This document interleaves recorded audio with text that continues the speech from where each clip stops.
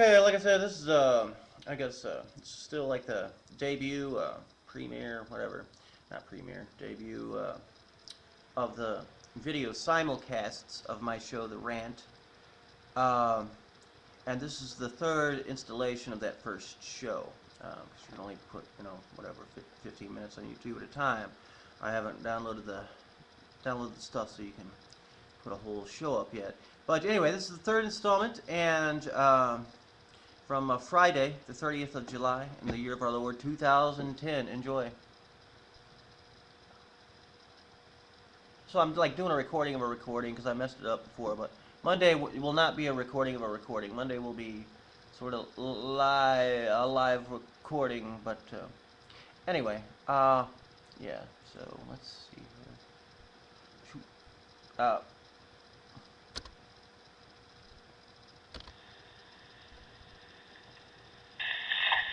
And this is why. To drink. Drink. Drink.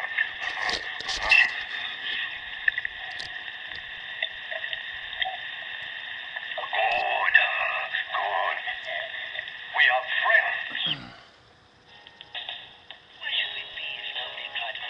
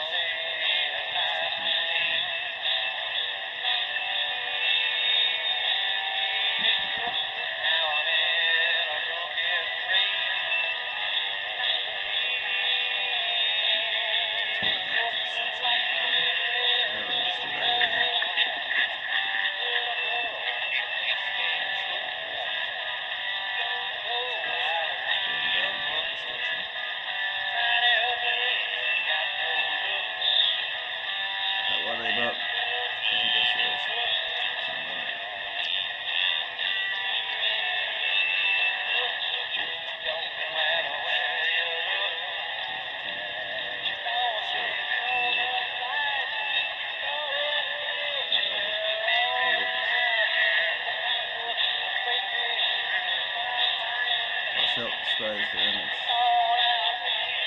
That's my heart and squeeze.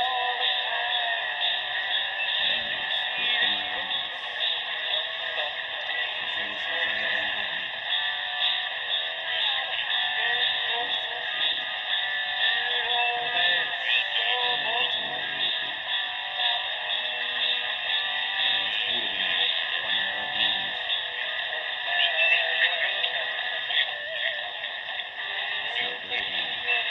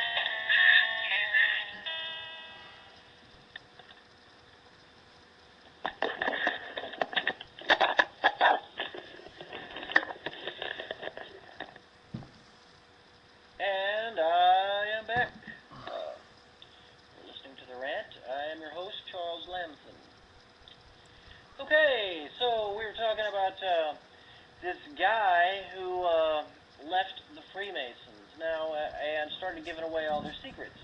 So right away, yeah, anybody who's studied the stuff for any amount of time knows that these guys don't take very kindly to their people leaving the roost and then giving away all the secrets. So you might be asking yourself, well, why did they let this guy get away with it? How come they didn't just kill him? Which there's been cases of him doing that before in the past. Uh,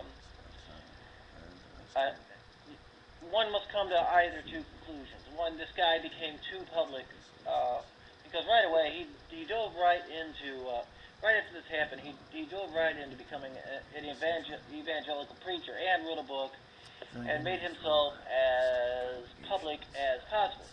And of course, the other conclusion you can draw from this is this guy is just a total misinformation machine. I honestly, I have no idea. I'm not going to say I know one way or the other. I'm just saying when you study this kind of stuff, you have to consider both angles.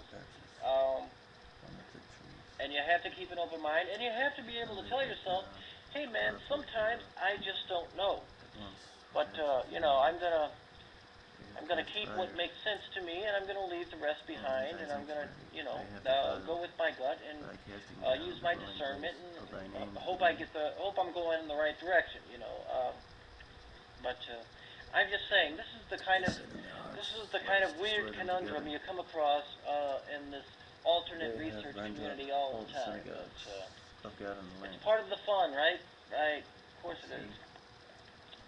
So, anyway, he becomes an evangelist, and, right, and this guy, as well as others, have stated that as part of the 33rd degree initiation, one is challenged to blaspheme Christ, spitting on a cross or a Bible or something of that nature. If the initiate refuses to do so, they are told, you have made the right decision, and they remain forever in the 33rd degree. However, if they do commit the act of blasphemy, however, they are told, you have made the right decision, and they continue their ascension through the degrees beyond the 33rd. Now, an interesting thing, if you look at an old tape of Harry Truman, one time, I think it's when he's swearing in, he's taking his oath of office. And he grabs the Bible, and he plants a kiss on the Bible. He grabs the Bible with two hands, and he plants a kiss on it after he swore on it. And I'm saying that's a way one can actually spit on the Bible and show a sign of affection towards the Bible at the same time. So, if you're slick enough and they tell you, hey man, spit on this Bible, and you grab that Bible, and you don't answer either yea or nay, but if you grab that Bible and you give it a big kiss, a big sloppy wet kiss, that way they can't say whether they can't say that they can't say that you did not really spit on it, or that you did not really or you were committing an act of actual worship toward the Bible at the same time.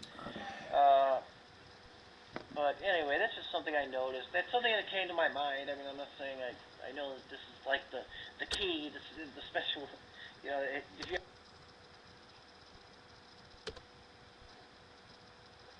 And now we will be going to installment number 4 after this one.